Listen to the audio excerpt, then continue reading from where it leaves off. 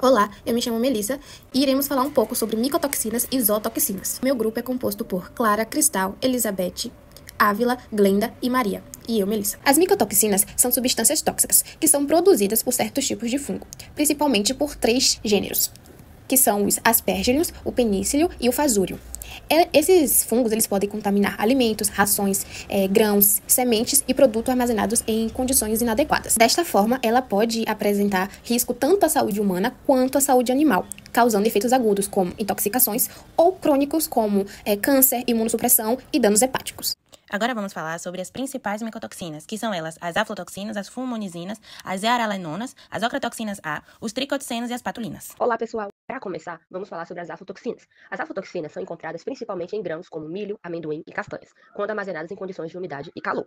Nos animais, principalmente nos de produção, elas causam hepatotoxicidade, imunossupressão, queda na produção leiteira, perda de peso e até a morte. Para os humanos, os riscos vêm do consumo de produtos de origem animal contaminados, como leite e a carne, além de alimentos de origem vegetal. A aflatoxina é considerada altamente carcinogênica, especialmente para o fígado. Vamos falar agora um pouquinho sobre a fulmonilcina. As fulmonilcinas contaminam principalmente o milho e seus derivados. Na medicina veterinária, são extremamente preocupantes, especialmente para equinos, no qual causam a leucoencefalomalácia, uma doença neurológica fatal, que gera necrose do sistema nervoso central, levando a sinais como incoordenação, depressão, dificuldades para se alimentar e muitas vezes morte rápida. Em suínos, estão associadas a edemas pulmonares e insuficiência cardíaca, além de afetar o fígado, rins e de diferentes espécies.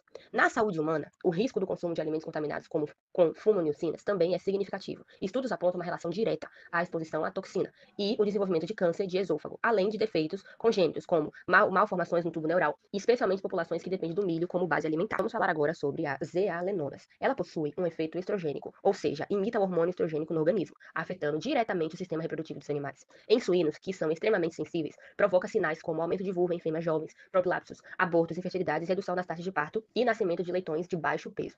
Bovinos, ovinos e outras espécies também podem ser afetados, embora de forma menos intensa. Na medicina veterinária, essa perda reprodutiva impacta diretamente a rentabilidade dos sistemas de produção, além do bem-estar animal. Do ponto de vista humano, embora a exposição seja normalmente menor, a ingestão crônica de zearalenona através de grãos contaminados podem inferir no equilíbrio hormonal, afetando a fertilidade e potencialmente o desenvolvimento de distúrbios hormonais, especialmente em mulheres e crianças. Portanto, é fundamental entender que o impacto das micotoxinas vai muito além do prejuízo econômico. Ele é uma questão de saúde de público geral. Na veterinária, nós lidamos diretamente com efeitos diretos dos animais, mas também temos um papel fundamental na proteção da saúde humana, garantindo que os produtos de origem animal sejam seguros e livres dessas contaminações. Vamos falar um pouquinho sobre as ocratoxinas A. Os principais fungos produtores da ocratoxina A são os Aspergillus ocraceus, Penicillium verrucoso e o viricato.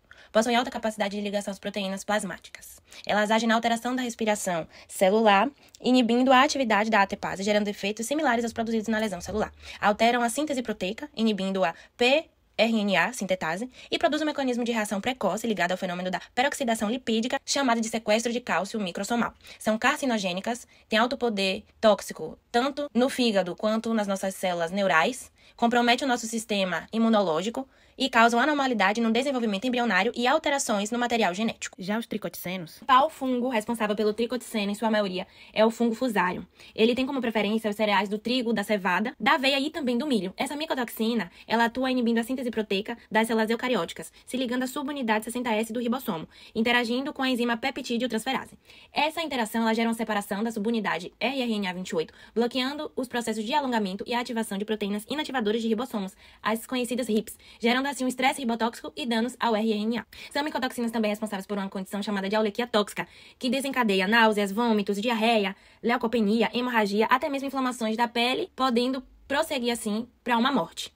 São responsáveis também por comprometer o nosso sistema nervoso e por causar alterações nas formações das nossas células sanguíneas. Já as patulinas, os principais fungos responsáveis pela patulina são os fungos Aspergillus, penicillium e também as Bistoclame. Mas economicamente falando, existem duas que são consideradas as mais importantes, que são as Bistoclame nívea e a Bistoclame fulva. Essa micotoxina, ela atua no rompimento da membrana das células plasmáticas e também inibindo a síntese de DNA. Elas são capazes de inativar diversas enzimas, como os exemplos das polimerases de ácido ribonucleico e as de ácido desoxirribonucleico. Também afetam a transcrição e a tradução, tendo assim um efeito direto no DNA. Dentre as micotoxinas aqui citadas, elas possuem um diferencial, pois são usadas como objeto de estudo de duas formas. A primeira é como antibióticos e a segunda é pelo seu ação das propriedades fitotóxicas e carcinogênicas. Elas são um excelente indicador de qualidade dos frutos e também dos produtos que são produzidos por meio da maçã. Elas têm potencial carcinogênico, elas são mutagênicas, ou seja, elas atuam na alteração das nossas células de DNA e também são teratogênicas, ou seja, são responsáveis pela anormalidade no desenvolvimento embrionário. Esse é um quadro de modo geral que apresenta cada micotoxina com a sua fórmula química, o seu agente produtor, até mesmo o seu mecanismo e os sinais clínicos produzidos por tais micotoxinas, entre outros. Bom, a maioria das micotoxinas apresenta características que dificilmente são percebidas na inspeção animal. Por isso, a quantidade de surtos identificados como intoxicação crônica é significativamente maior do que os casos de intoxicação aguda. Os sinais clínicos predominantes, de forma crônica, são relacionados à diminuição do desempenho produtivo dos animais, incluindo redução da ingestão de alimentos, redução do ganho de peso, redução da conversão alimentar, redução na produção de ovos, por galinhas poedeiras e diminuição da fertilidade. O aspecto clínico desses animais geralmente está relacionado ao mau desenvolvimento, como animais magros, pelos secos e sem brilho, mucosas e cristas pálidas, podendo apresentar diarreia ou não. Contudo, algumas toxinas produzem sinais clínicos específicos e característicos, dependendo da espécie do animal. Em relação a aflatoxinas, os sinais clínicos se iniciam 6 horas após a ingestão, incluindo severa depressão, presença de sangue nas fezes, tremores musculares e incoordenação motora. Em surtos dessa doença no campo, uma das características mais marcantes em aves é a má absorção da ração percebida na excreta das aves, extrema palidez das mucosas e pernas. Por isso que a doença é conhecida como síndrome da ave pálida. Além disso, é responsável pela redução do tamanho dos ovos, bem como a redução proporcional do tamanho das gemas, alterando a síntese proteica, tendo um prejuízo final nesses produtores. Fumonicinas. Em equinos está relacionados a sinais clínicos nervosos como alterações anatopatológicas, mas observadas estão relacionadas à assimetria dos hemisférios cerebrais e achatamentos das circunvoluções. Em suínos intoxicados pela mesma micotoxina, pode induzir edema pulmonar e hidrotoráxico. Os principais sinais clínicos estão relacionados ao sistema cardiorrespiratório, com aumento da frequência respiratória, respiração abdominal e cianose. Zearalenona. Possui destacado efeito estrogênio em suínos, causa vulvovaginite, leitões fracos e natimortos. Em machos jovens, a toxina causa feminização, com aumento da glândula mamária. Ocratoxina A afeta principalmente os rins, causando alterações da filtração glomerular e prejuízos na função dos túbulos contornados proximais, levando à perda da capacidade de concentração urinária. E, por fim, tricotecenos induzem a recusa, principalmente de alimentos, e perda de peso, consequentemente. O diagnóstico da intoxicação por micotoxinas é desafiador e requer uma abordagem multifatorial. Inicialmente, o processo diagnóstico começa com a anamnese detalhada, investigando o histórico do animal, o tipo de alimentação, as condições de armazenamento de alimentos e os sintomas a observar. Em seguida, o exame clínico pode revelar sinais sugestivos de intoxicação, como alterações hepáticas, imunossupressão, distúrbios neurológicos, entre outros, que variam conforme o tipo de micotoxina envolvida. Para a confirmação, são indispensáveis os exames laboratoriais. O ELISA, que é uma técnica rápida e sensível, a cromatografia em camada delgada, que é o TLC ou CCD, e a cromatografia líquida de alta eficiência, que é a HPLC, que oferece maior precisão e especificidade. Além disso, podem ser realizados exames bioquímicos que ajudam a avaliar o grau de comprometimento de órgãos como fígado e rins. Já a histopatologia permite identificar lesões típicas causadas por determinadas micotoxinas, contribuindo para o diagnóstico diferencial. Por fim, tem os exames toxicológicos de tecidos que são fundamentais para a detecção da micotoxina diretamente nos órgãos afetados, confirmando a exposição e sua possível correlação com os achados clínicos e patológicos. Falar um pouco sobre o tratamento das intoxicações por micotoxinas. O primeiro passo do manejo é sempre retirar a fonte da toxina, que geralmente é a ração ou a forragem contaminada. Isso é muito importante, pois vai impedir que o animal continue absorvendo a micotoxina e a partir daí a gente consegue começar o controle do quadro. Depois disso, viemos com a fluidoterapia, que é essencial. Ela vai ajudar a repor os líquidos e os eletrólitos perdidos, estabilizar a circulação e facilitar a eliminação da toxina pelo organismo. Além disso, melhora a função renal, que é uma via muito importante de excreção dessas substâncias. A gente também usa os adsorventes como bentonina, argilas ou zeólitas, e o mais comum dentre eles, que é o carvão ativado. Eles atuam ali no intestino, se ligando às micotoxinas, que ainda não foram absorvidas, e vai ajudar a impedir que mais toxinas entrem na corrente sanguínea. Outro ponto muito importante é o cuidado com o fígado, que costuma ser um dos órgãos mais afetados. Por isso é comum o uso de hepatoprotetores, junto com algumas vitaminas, como do complexo B, vitamina K e glicose. Esses suplementos ajudam a proteger as células do fígado e acelerar a recuperação. E, dependendo do estado do animal, a gente também pode utilizar os anti-inflamatórios para controlar os processos inflamatórios. E também fazemos os usos de antibióticos, quando existe o risco de ter alguma infecção secundária. Por exemplo, se houver lesão na mucosa ou comprometimento do sistema imune. Então, resumindo, o tratamento das micotoxinas envolve a retirada da ração contaminada, o uso da fluidoterapia para reidratar o equilíbrio e o organismo, o uso dos adsolventes para evitar mais absorção e o uso de hepatoprotetores e suplementos para apoiar o fígado. E, quando necessário, utilizamos os anti-inflamatórios e antibióticos. Com esse conjunto de medidas, a gente consegue dar suporte para o animal se recuperar da intoxicação da forma mais segura possível.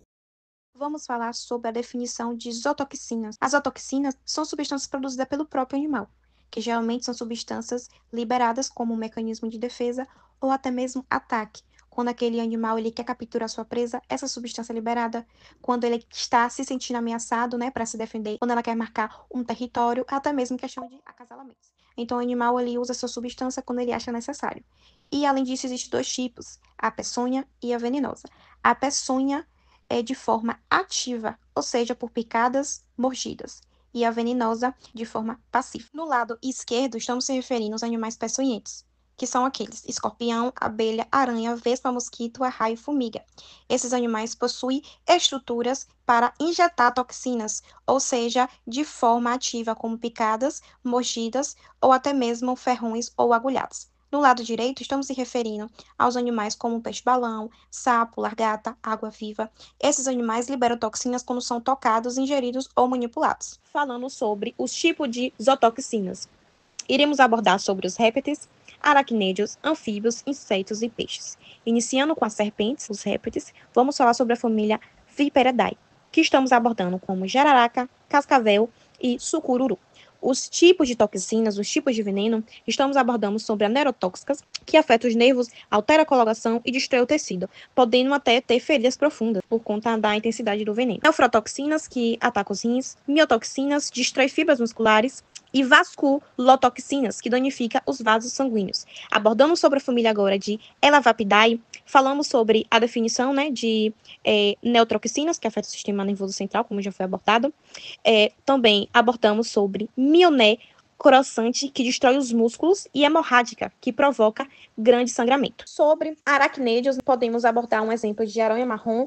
Uma das toxinas é a necrosante, que, ou seja, vai necrosar, destruir o tecido ali no local da picada, que leva à formação de ulceras profundas, de feridas profundas. Outro tipo de toxina é a coagulante, que ativa a coagulação e risco de trombose e até mesmo falência dos órgãos. E a neurotoxina, que já foi abordada aqui, né, que é ativada o sistema nervoso, em alguns casos, em casos mais avançados, pode ter distúrbios neurológicos, quando o caso está mais avançado ali. Ou seja, quando o veneno já está fazendo mais efeito, tá? Um tempo prolongado. Quando se relacionamos a anfíbios, aos sapos, um dos tipos de toxinas é a bufotoxinas, que causa efeitos neurológicos, cardiovascular e irritação em mucosa. Também abordamos sobre a cardiotoxinas, que afeta o funcionamento do coração, que pode levar à parada cardíaca. Porém, isso de parada cardíaca são mais para as pessoas que têm a predisposição disso, que pode ser até algo hereditário familiar. A neurotoxina, né, que na maioria todos têm, que afeta o sistema nervoso central, que nesse caso pode acometer tremores e convulsões.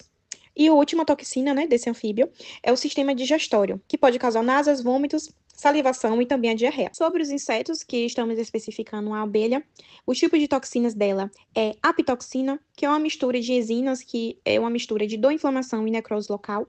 A neurotoxina, sistema nervoso central, em casos graves como múltiplas picadas, ou seja, para ter essa toxina de neurotoxina para afetar o sistema nervoso central, é quando são várias abelhas afetando aquele indivíduo. Cardiotoxina, que pode causar falência cardíaca em casos extremamente graves, e a hepatotoxina, dano ao fígado, podemos causar falência hepática. Por último, vamos falar sobre largatas e peixes. Sobre largatos, né, podemos falar sobre a ação de fibromolítica, ou seja, que é ligado à fibrina, que dificulta a formação de coálogos, que é um distúrbio de coagulação descontrolada, ou seja, uma formação descontrolada ali que o nosso corpo produz. Também são ligados a hemorragias, né, sangramentos espontâneos graves, que pode ser até mesmo cerebral ou renal. Se relacionando aos peixes, novamente, a neurotoxinas, que pode causar paralisia muscular e falência respiratória, reação alérgica, que é na maioria dos casos, especialmente quando a pessoa consome o peixe e tem aquela reação alérgica, sistema respiratório e sistema digestivo, náuseas, vômitos do abdominal e até mesmo a diarreia. Acidente brotópico jararacas. O início dos sinais ocorre até 2 horas após o acidente e o paciente pode apresentar apatia, prostração, taquipneia e inapetência. As reações no local da picada surgem rapidamente, como edema, equimose, vesículas, hemorragia, onde a perda do sangue pode levar a hipotensão, hipotemia e choque hipovolêmico e aumento da temperatura. A necrose se estabelece após algumas horas, a depender da gravidade, e as complicações dependem muito do local da picada. A sensibilidade dos animais ao veneno é diferente.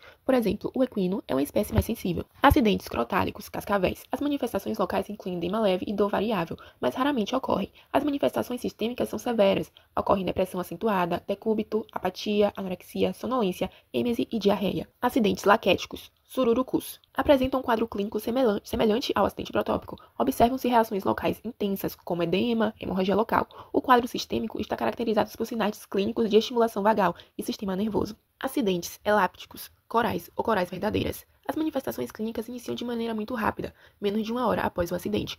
observado inicialmente discreta dor local, acompanhada de parastemia, com tendência à progressão proximal. Os sinais clínicos apresentados em cães e gatos incluem vocalização, depressão do sistema nervoso central, com perda de reflexos, dor muscular, dificuldade respiratória devido à paralisia muscular. Escorpianismos. A intoxicação por escorpião podem ser leves, moderadas ou severas. Em casos leves, observa-se apenas manifestações locais e alguns sinais sistêmicos. A dor local é de intensidade variada e aumenta com a palpação. Em casos graves, acometem animais de pequeno porte e filhotes. Ocorrem manifestações envolvendo quase todos os órgãos. Acidentes glossogélicos. Aranha marrom. O quadro clínico de acidentes pode ser de duas formas. No quadro denominado cutâneo, que acontece na maioria das vezes, ocorre aparecimento na área de necrose tecidual, a picada e é indolor.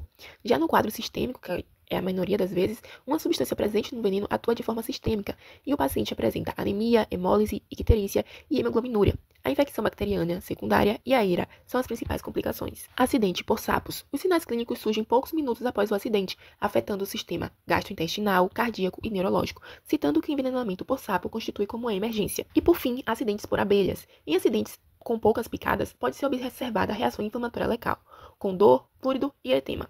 Em pacientes sensíveis, pode ocorrer um quadro de reação de hipersensibilidade tipo 1.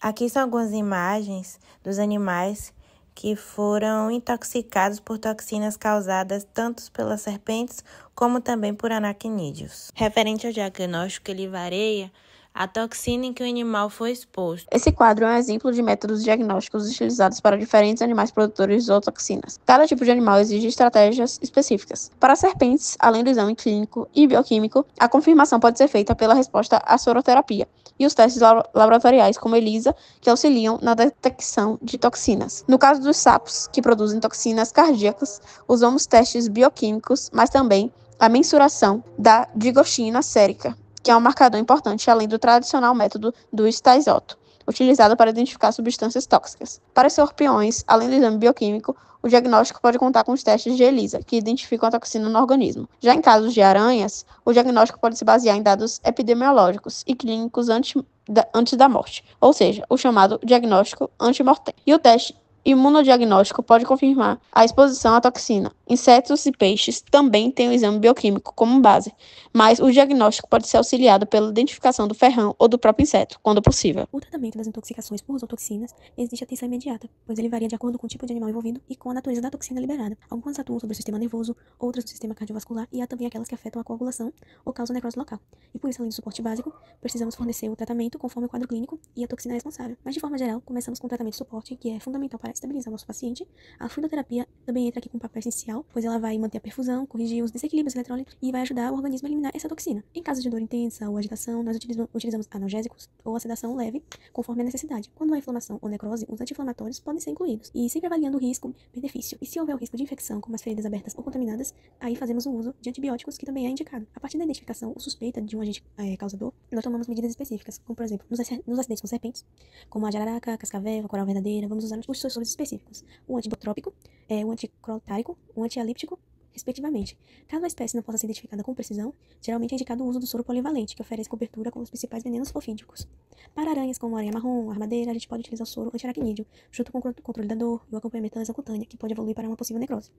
Nos casos com escorpiões, principalmente do gênero de escorpião amarelo, é aplicado o soro antiescorpiônico e, quando para manifestações cardiovasculares ou autômicas intensas, utilizamos a prozina, que é um medicamento que vai ajudar a controlar esses efeitos sistêmicos. Com sapos, especialmente do gênero bufo, sapo cururu, o veneno pode causar distúrbios neurológicos e arritmias cardíacas. Como não existe um soro específico, o manejo é feito com suporte clínico e, quando necessário, antiarrítmicos. Com os peixes venenosos como o baiacu e o peixe escorpião, também não tem antídoto. Nesses casos, o tratamento vai ser sintomático, com foco em analgesia, suporte ventilatório e um monitoramento clínico intensivo. Já nas intoxicações causadas por lagarta do gênero Lonomia, como a taturana, a toxina geralmente pode interferir na coagulação, pode provocar sangamentos, e existe o soro antidolômico, mas ele é mais de uso humano, só é utilizado em animais em casos mais graves. Então, o tratamento com animais vai ser feito com suporte intensivo para ajudar no controle da coagulação. E por fim, em casos de anafiláticas, que geralmente são provocadas por insetos da classe Hymenopteras, como abelhas, vespas, formigas, a conduta de emergência é a adrenalina intramuscular, que além de suporte com fluidos, oxigênios, corticoide e histamínicos, caso haja uma reação alérgica. Mas, em resumo, o tratamento das zootoxinas segue 3 pontos principais, que vai ser estabilizar o paciente, identificar a suspeita do agente envolvido, aplicar um antiveneno específico ou polivalente, quando indicado, e complementar com os medicamentos de acordo com o quadro. Essa apresentação deu para notar o quanto a micotoxina e a zootoxina, elas são substâncias muito perigosas, para entender como elas agem, os riscos que elas oferecem e a importância para evitar problemas de saúde relacionados a elas. Sendo assim, é fundamental para prevenir exposições, garantir a segurança alimentar e ambiental, até mesmo para buscar usos terapêuticos a partir dessas substâncias.